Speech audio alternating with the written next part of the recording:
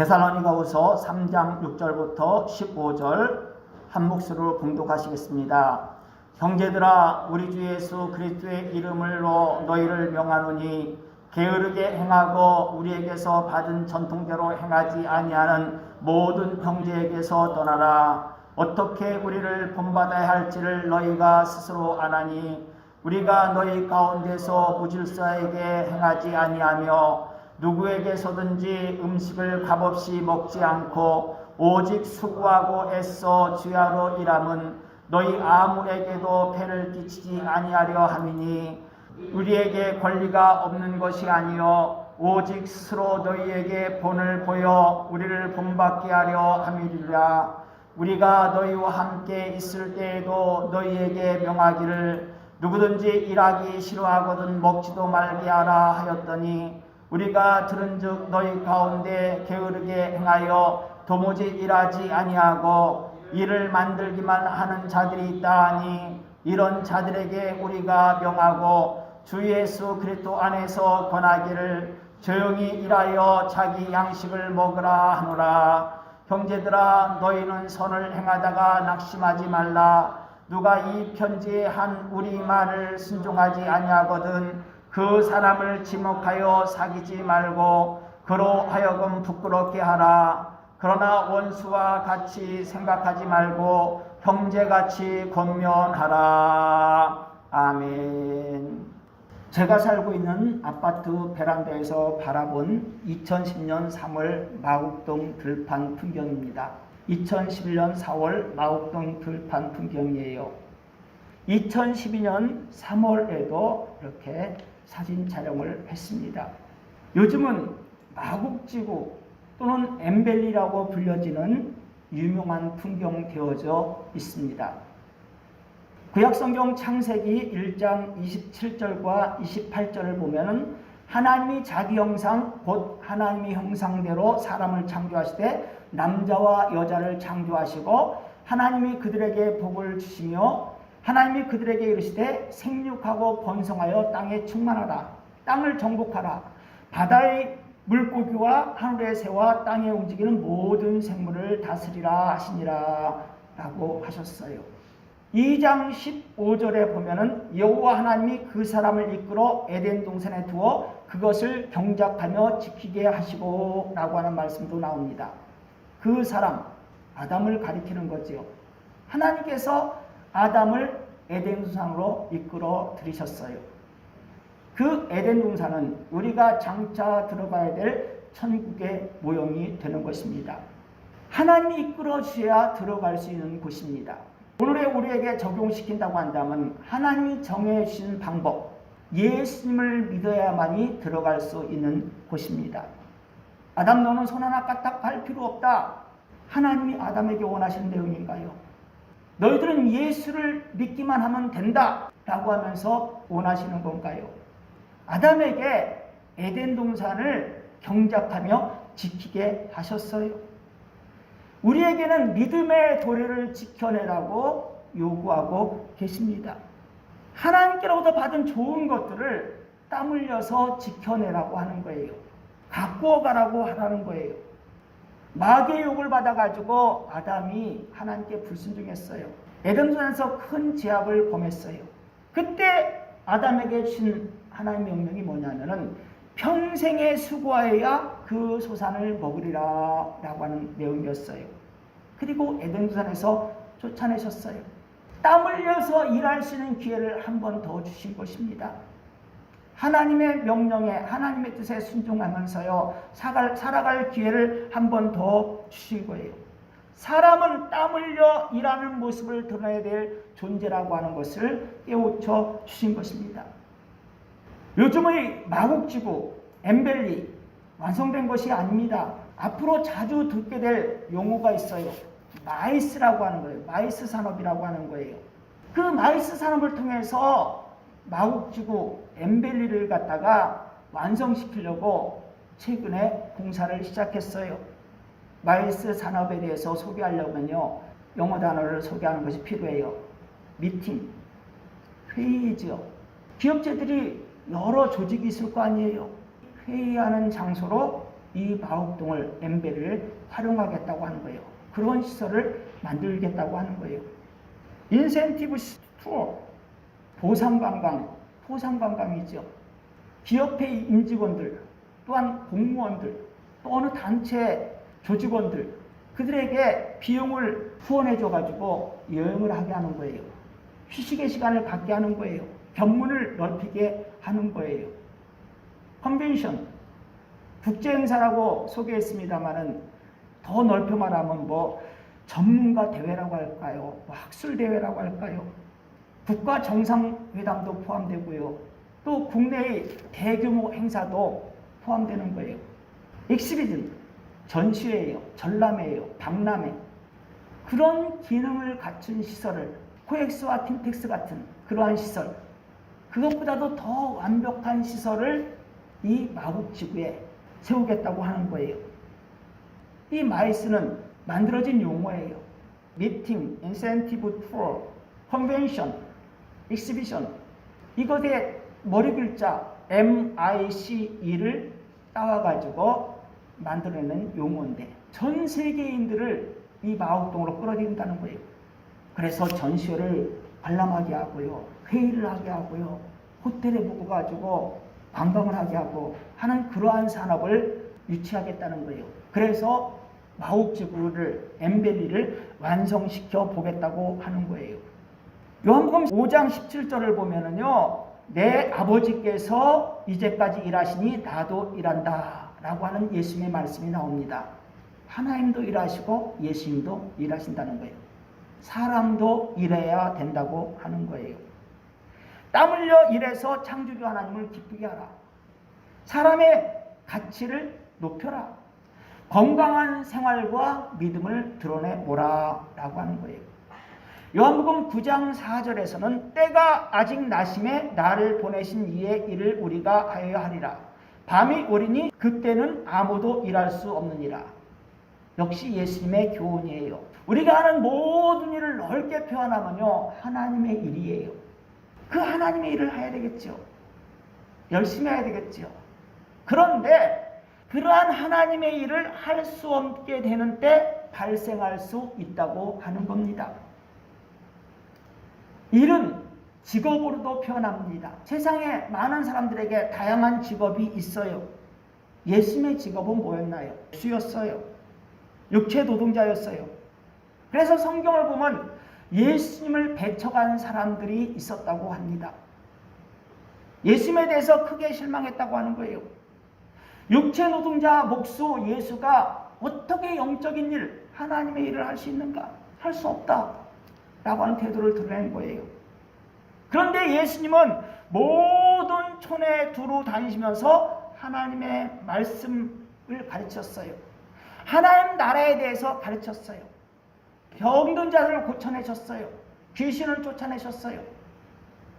예수를 배척하는 사람들이 있었음에도 불구하고 그런 환경이 느껴짐에도 불구하고 주눅들지 않으셨어요. 지난주에는 성들이 많이 나와서 아주 뿌듯한 마음으로 강단에 서면서 설교를 할 수 있었는데요. 예배당에 나오신 여러분에게 감사하는 마음을 당연히 가져야 되겠죠. 그러나 조금은 위축되어 있어요. 많이 안 보이시는구나 라고 하는 마음이에요. 그것이 예배 중에 또 설교하는 태도에도 나타나지 않아야 되는데요. 마음이 조금은 제가 움츠러 들어있다는 사실이에요. 그러나 예수님은 그런 환경적인 것에 대해서 제약을 받지 않고 하나님께서 예수님에게 원하신 일을 해나가셨어요. 하나님을 기쁘시게 하는 일에 대해서 최선을 다하셨어요. 마침내 제자들까지 부르셨어요. 어부는 나의 제자가 될 수 없다. 구약 성경 말씀을 완전히 깨달은 자들만 나의 제자가 될 수 있다 라고 하지 않으셨어요. 더러운 귀신을 쫓아내는 능력을 행하는 사람만 골라서 제자 삼으신 것도 아니에요. 나를 따라오라. 내가 너희로 사람을 낚는 어부 되게 하리라 라고 하는 소망을 불어넣어 주시면서 제자 삼으셨어요. 하나님께서 기뻐하시는 뜻에 대해서 자세히 가르쳐 주셨어요.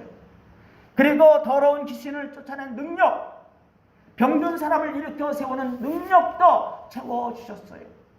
그렇게 훈련의 과정을 통해 가지고 제자들을 성장시킨 다음에 전도활동에 활용하도록 둘씩 짝 주어서 각 처소로 보냈어요. 일을 하라고요. 땀 흘면서 일을 하라고요. 예수님의 제자 되면 일을 해야 됩니다. 예수님을 믿는 사람은 일을 해야 되는 겁니다. 모든 예수님의 제자, 모든 예수 믿는 사람들에게 베드로처럼 꼭 사람 낚는 어부 되라라고 요구하는 것 아닙니다. 바울처럼 아시아와 유럽을 넘나들면서 적극적으로 전도활동을 하는 열매를 드러내야 된다라고 부담 주는 것도 아닙니다. 그런데 꼭 해야 될 한 가지가 있어요. 12절을 보면 조용히 일하여 자기 양식을 먹으라 라고 합니다. 사람이 일하는 기본 이유는요, 먹거리를 해결하는 거예요. 의식주를 해결하는 거예요. 의식주 문제와 연결되는 것입니다. 그럼에도 불구하고 일하기 싫어하는 사람들 있어요. 그런 사람들의 특징은 11절을 보면 일을 만들기만 하는 자들이다 라고 나옵니다. 일하기 싫어하는 사람들에게 나타나는 특징이 뭐냐면 일을 만들어내요. 시끄럽게 해요. 어지럽게 만드는 거예요.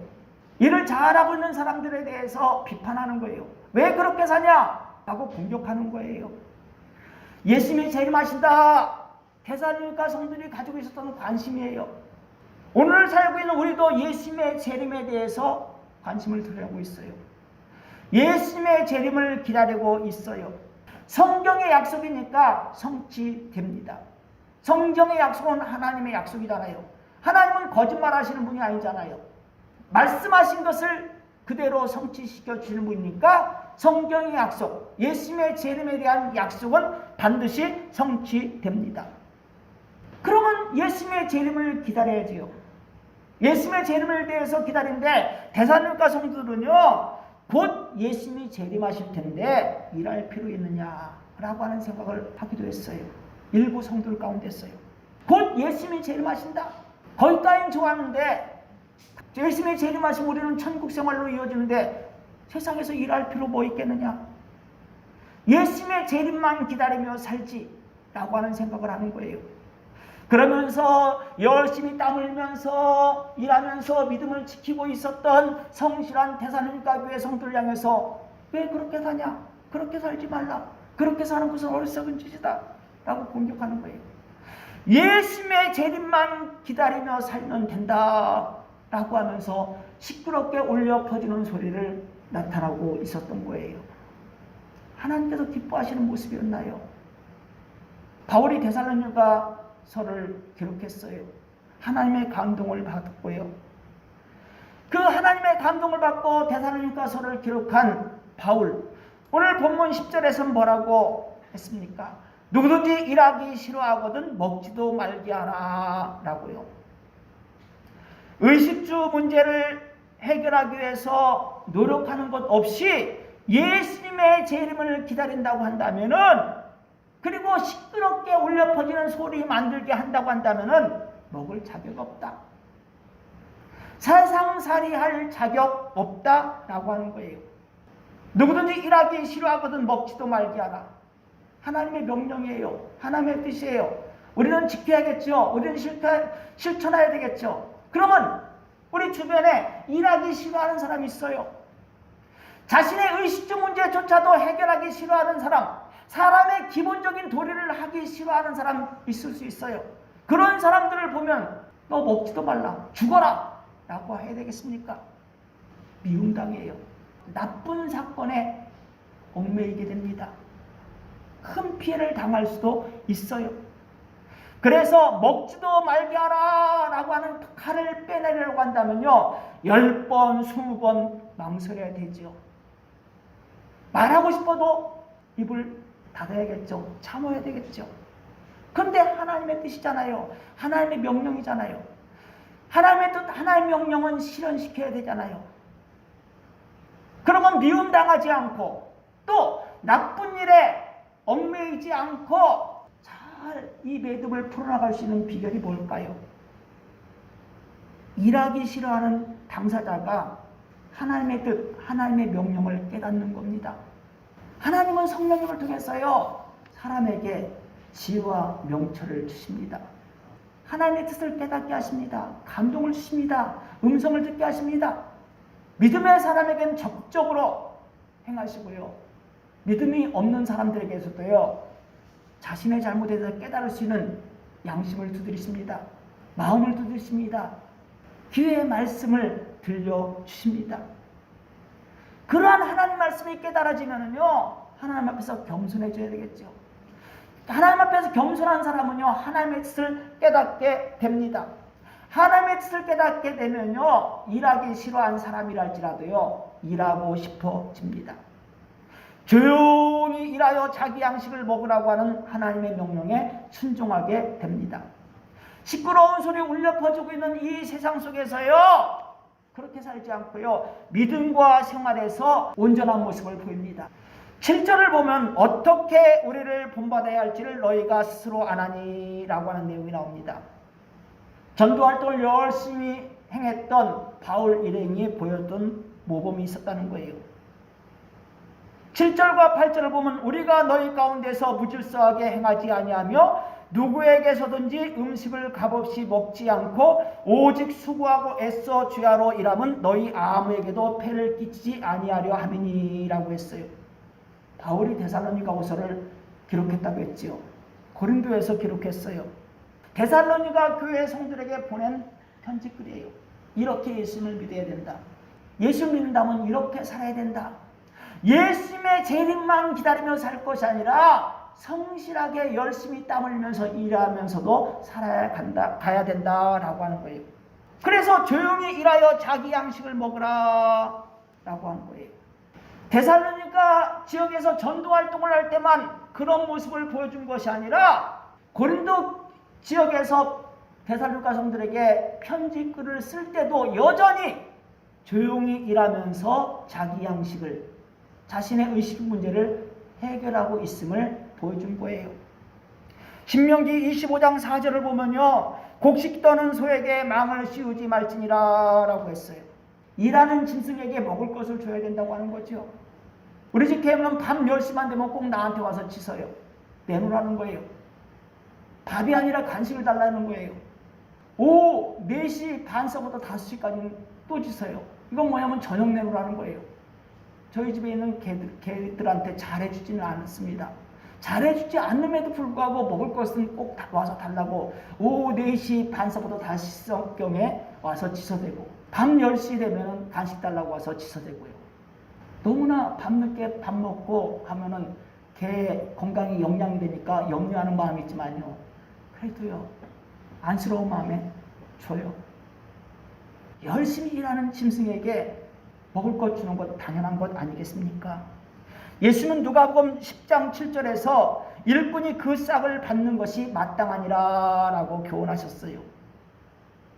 바울은 오늘의 본문 9절에서 우리에게 먹을 권리가 없는 것이 아니다 라고 했어요. 성도들에게 도움을 받아가면서, 의식주 문제에 대해서 도움을 받아가면서 전도활동을 하더라도 결코 욕먹지 않을 것이다 라고 하는 자신감을 드러냈어요. 그렇지만은 나 먹을 것 주세요, 나 입을 것 주세요, 내가 머물 집 해결해 주세요 라고 하지 않고 조용히 일하여서 스스로 해결했어요. 땀 흘리며 일하는 겸손한 모습을 바울 일행이 드러냈어요. 전도하면서 일하는 사람이었어요. 우리는 하나님의 백성입니다. 성도입니다. 세상에서 대우받고 부귀영화 누리며 살려고 일하는 것 아닙니다. 물론 일을 하면 높아져요. 또 부귀영화를 누리게 돼요. 그러나 그것이 목적이 아니에요. 의식주 문제를 해결하는 것이 우리의 가장 기초적인 일하는 내용이라 할지라도 그 속에 들어가 보면 하나님과 함께 일을 하는 거예요. 하나님께 힘을 받아서 일하는 거예요. 하나님께 물어보면서 일을 하고 하나님을 위해서 일을 하는 거예요.